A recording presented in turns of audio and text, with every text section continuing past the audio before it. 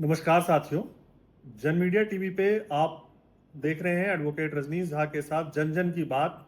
क्या हो रहा है राजनीति में भूचाल, हम बात करने आए हैं इस समय बिहार विधानसभा की, क्योंकि उत्तर प्रदेश में तो घमासान मचा ही हुआ है। क्योंकि 2027 का जो चुनाव होना है उत्तर प्रदेश में, उसके लिए अभी से घमासान मच चुका है। संसद से लेकर सड़क तक नेताओं का एक दौर शुरू हो चुका है। लेकिन इस सब के बीच जो 30 जुलाई को मतदान हुआ है बांकीपुर में, उस मतदान में जो वोटिंग प्रतिशत कम हुई है, वो किसके पक्ष में जाती हुई दिखाई दे रही है?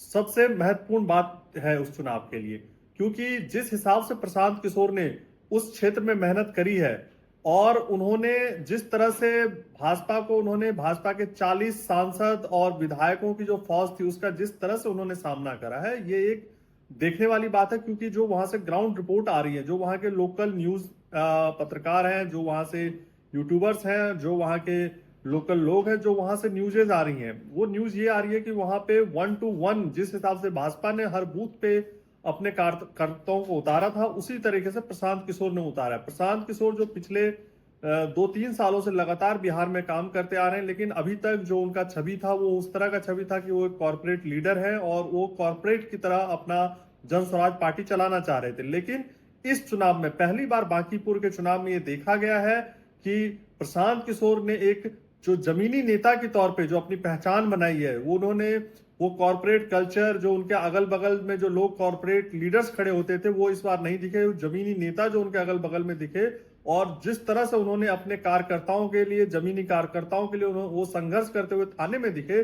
उससे पता चलता है कि प्रशांत किशोर को समझ में आने लगा है कि वो कॉर्पोरेट टावर में बैठ के अपनी राजनीति नहीं कर सकते हैं। उनको उसके लिए जमीन पे आना पड़ेगा, अपने कार्यकर्ताओं का मनोबल बढ़ाना पड़ेगा। जो चुनाव जिस तरह से इस बार बांकीपुर में हुआ है, हर मतदाता के पास जनस्वराज पहुंचा है और अपनी बात रखने की उसने कोशिश करी है। उसी के आक्रोशित होकर जो छुटपुट घटनाएं आप देखें बांकीपुर में बार बार हुआ है, जहां पे भाजपा और जनस्वराज के कार्यकर्ताओं के आपस में मारपीट हुई है और लड़ाइयों की भी खबर आई।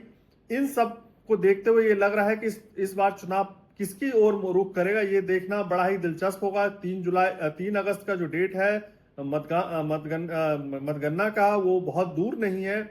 लेकिन जो बदलाव देखने को मिला है बांकीपुर में, जो प्रशांत किशोर की राजनीति में एक नया बदलाव देखने को मिला है, राजनीति में उनके नए जो उनके प्रयोग देखने को मिले हैं आपको बांकीपुर में दिखा है। अगर वही वो तरीका पूरे बिहार में अपनाते हैं, अपना बूथ जो है वो हर एक कार्यकर्ता हर बूथ पे अपना कार्यकर्ता स्ट्रांग करते हैं, तो आने वाले टाइम में आप देखेंगे जनस्वराज एक बहुत बड़ी पार्टी बिहार में बन के उभरेगी और उसका सीधा टक्कर भाजपा से होगा। क्योंकि जो इस समय भी वहां से इनपुट्स आ रही हैं बांकीपुर से, उसमें यही बात निकल के आ रही है कि भाजपा वर्सेस जनस्वराज का चुनाव हुआ है। आरजेडी इस लड़ाई में कहीं नहीं दिख रही है।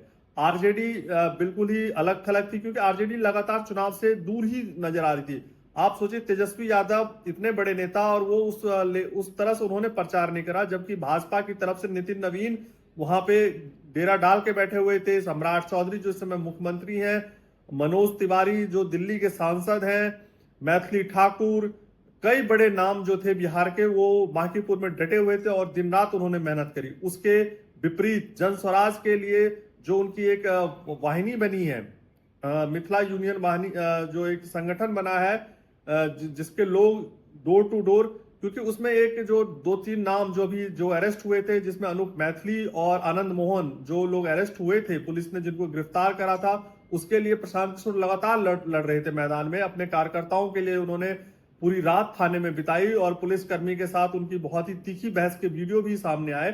तो इससे पता लगता है कि जब आपका ऊपरी लेवल का नेता आपके अपने कार्यकर्ता के लिए इस तरह लड़ता हुआ दिखता है, तो कार्यकर्ताओं का जो मनोबल बढ़ता है, वही मनोबल इस बांकीपुर चुनाव में देखने को मिला है। बाकी अभी हम देखते हैं कि बांकीपुर का रिजल्ट, बांकीपुर की जनता क्या अपना रिजल्ट देती है और उससे बिहार का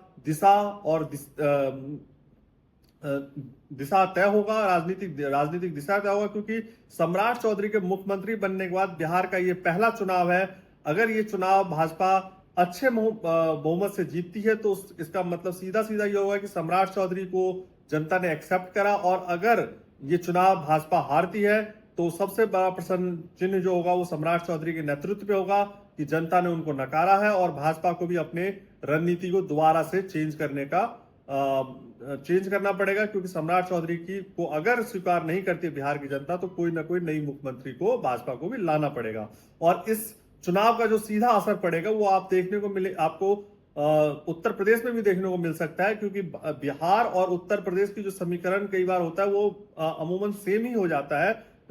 तो इसीलिए देखने की बात यह होगी कि इस 3 तारीख को कौन सी पार्टी, कौन सा नेता जीत का सेहरा पहनता है और किसके सर हार का सेहरा जाता है। लेकिन इस जीत और हार के बीच में जो सबसे एक चेहरा उभर के निकला वो है प्रशांत किशोर का। और बिहार में जिस तरह से उन्होंने इस बार राजनीति करी है वो दिखाता है कि अब वो जमीनी स्तर की राजनीति करना उन्होंने शुरू कर दिया है, क्योंकि उन्होंने अपने सुनने में यही आ रहा है कि उन्होंने अपने पटना के सारे कार्यालय बंद कर दिया। उन्होंने एक कार्यालय पटना में रखा और एक उन्होंने आश्रम टाइप बनाया है जिसमें जो आश्रम सभी कार्यकर्ताओं के लिए खुला हुआ है। वहां पे सभी कार्यकर्ता आके प्रशांत किशोर से मिल सकते। जो एक कॉर्पोरेट कल्चर था, बड़े बड़े ऑफिस लेना, वो उन्होंने अब खत्म करती जा रही है जनस्वराज, और जनस्वराज एक नई दिशा की ओर बढ़ रही है।